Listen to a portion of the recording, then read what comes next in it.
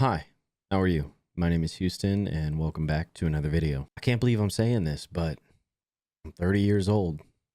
Kind of hard to believe, but I'm definitely happy to be here. Like with many things that I talk about on this channel, I feel very lucky to be here. I'm very grateful. When I think about the last 3 decades, the last 10 years, especially from age 20 to 30, really sticks out to me because when I think about the person I was at 20 years old and the person that I am today, I see two completely different people. And while you might think, yeah, that's totally understandable, 10 years is a long time, I don't think you would be hard pressed to find somebody who is exactly the same as they were 10 years ago, because they just don't change. They don't work on anything.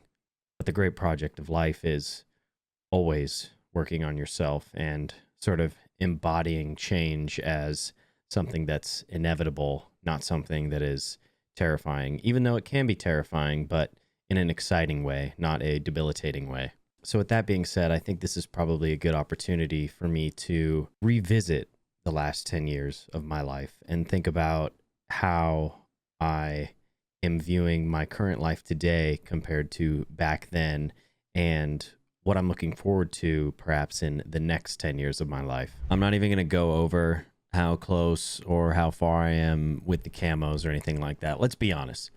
I'm probably not getting this mastery camo. So we'll just throw that out of there. That's something that I've definitely learned about myself. Maybe it's just not worth me going for. It's not that I don't want it. I guess that I've just fully realized that I don't have the time for it. I guess a better thing for me to say would be that I don't feel like allocating the time for it. The call of single player games is simply too strong. It's probably going to take me like 3 hours to find a game because I think that everybody's probably off this game and they're playing the new Fortnite FPS. So the last 10 years for me, when I think about the young man that I was at 20 years old, I think of somebody that was a massive contrarian. I think of somebody that was scared of failure.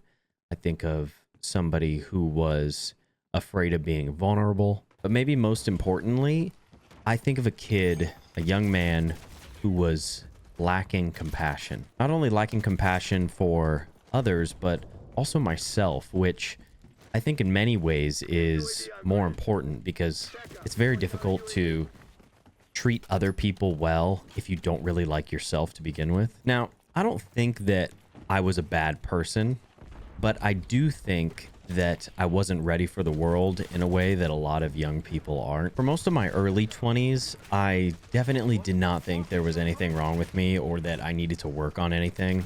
Like I said, I was overly contrarian. I had a lot of trouble believing that I could ever be wrong about anything. While it's easy to recognize these problems now and see how I changed, I don't think that at any point I had this like grand realization of how I need to change and what I can do to be a better person. I think that finding certain forms of media or books helped me realize that, like Vinland Saga, for instance. I've talked about how that series really changed me, changed my outlook on life and how to treat people. But for most of my early 20s, like I would say until like 24 or even like 25, I was pretty content with just like being who I was. I had problems with like substances. Like I would drink way too much from the age of 18 all the way to really, I mean, it got really bad in 2020, of course, with the pandemic and all that. But looking back now with the benefit of hindsight, I can see how it was ramping up over the years. And it wasn't just alcohol either. It was drug use, things like cocaine or things like MDMA or experiencing things on psychedelics. And when you're young, you kind of feel invincible, and I by no means think that 30 years old is old now. I'm not some seasoned vet, but there is a sense of feeling like you can get through anything when you're 21, 22 years old, and also believing that you are right in everything you do. For so long, I kind of knew in the back of my head that I had problems. like I would wake up after a really bad night of drinking and I would think, wow, that was really shameful. And then, especially at a point when I didn't have a job or if it was the weekend, like I drank really heavily on a Friday, woke up on a Saturday, filled up with shame to the brim, overflowing, guilt, all that stuff. And then, well, it is Saturday and I'm not doing anything today, so I'll just start drinking a bunch of beer, or I'll make plans with friends and we'll start hitting the bars early. Not really the greatest way to go about your life. So it was really easy for me to think, oh yeah, I don't want to ever experience this again, but it's a lot easier for me to just block those feelings out with something like more alcohol than it is for me to actually go through the difficult task of correcting my behavior and putting myself on a better path in the long term. Because the things like drinking are just they're just quick results, right? It's just immediate gratification or instant gratification, and it's so easy to just put that stuff, all your issues, all the things you probably should work on the back burner. But then slowly I started to look at life as more of a long project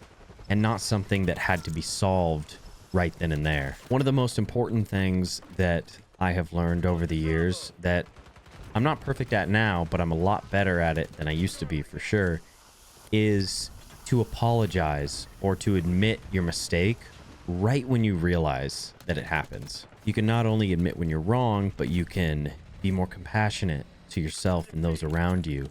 You can be more receptive to criticism. Definitely still working on that one too. You know, life isn't this singular large problem that's going to be solved once you finally think about it enough. It's a series of problems to solve that you're never really going to finish solving, because that's just what it's like to be alive. And you might think to yourself, well, wow, problems all the time. That doesn't sound fun. Why would I want to live with that at the forefront of my mind? The power in realizing that life is just problems to solve is not viewing problems as negatives, as issues. It's approaching them with curiosity and the ability to, or not the ability to, but the excitement to solve them, because you're never going to be fully rid of them.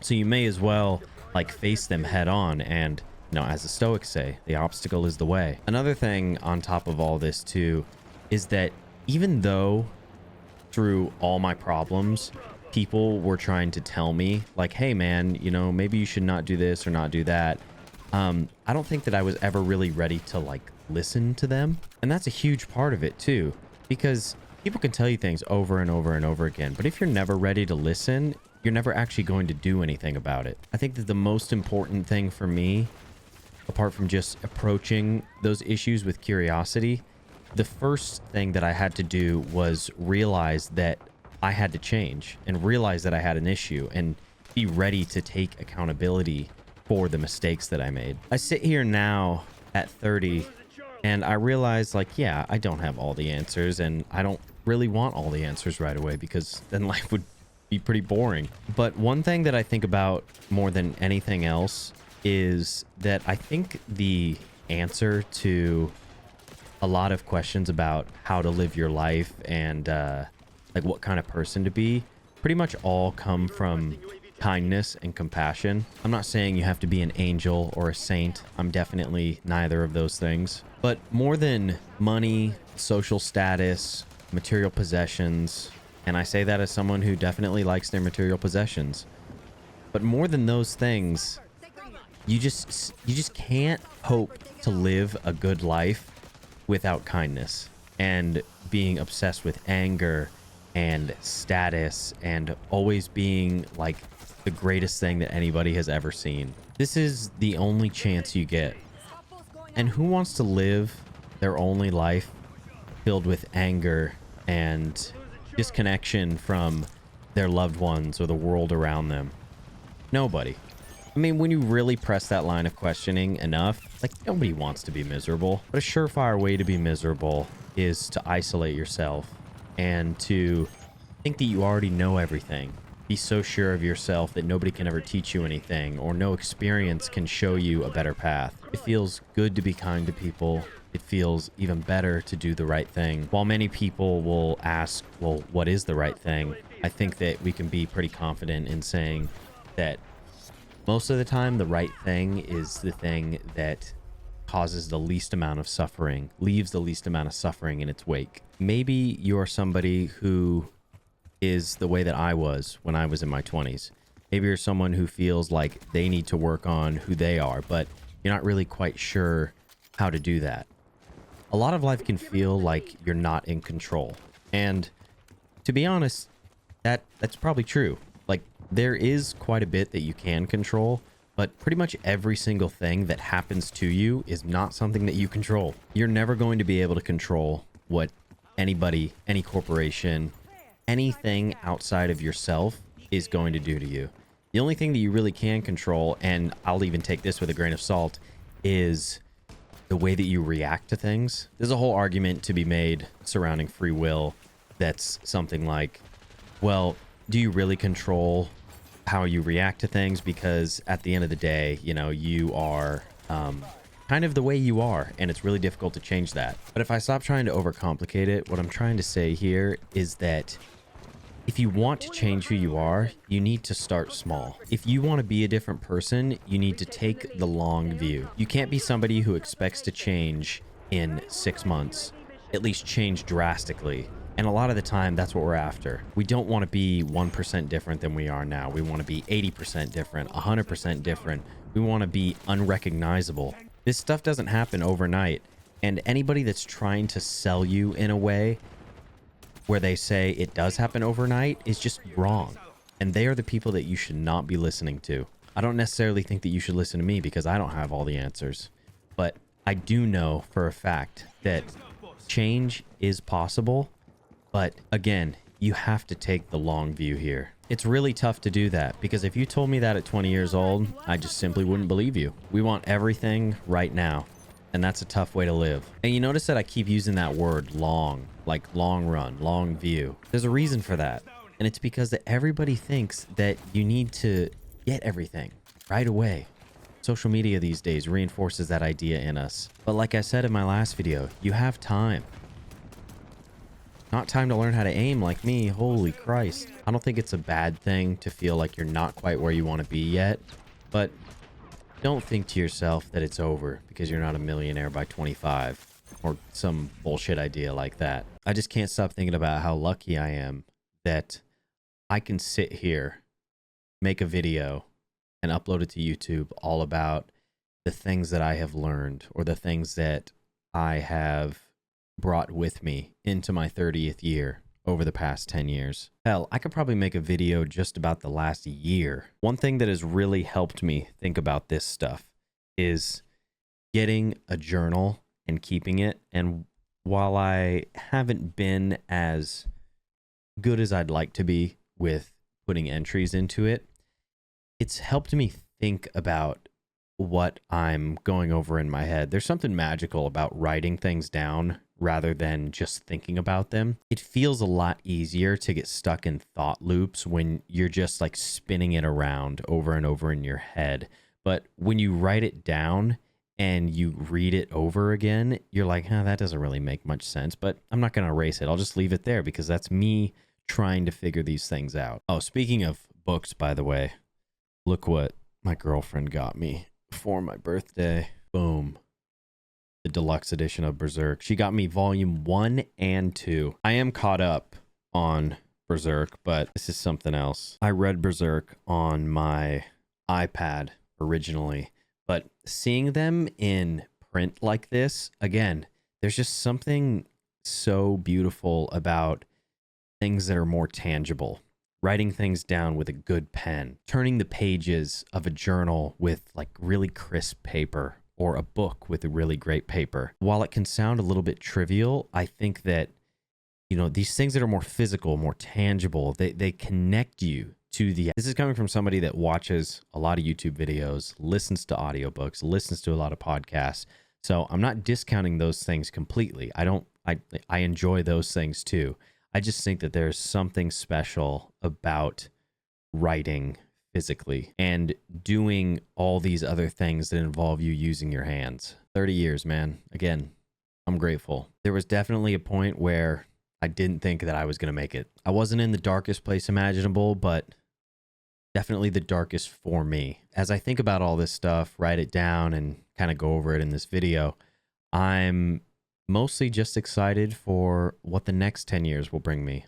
The type of person that I'm going to be when I'm 40 years old. Who knows? Maybe I'll be making a video just like this. So with that being said, it's not too late to change. You can do it. Take the long view. You'll be so surprised at what you can accomplish over 1 year, 5 years, 10 years, a whole lifetime. Thank you for watching. I appreciate you, and I'll see you on the next one.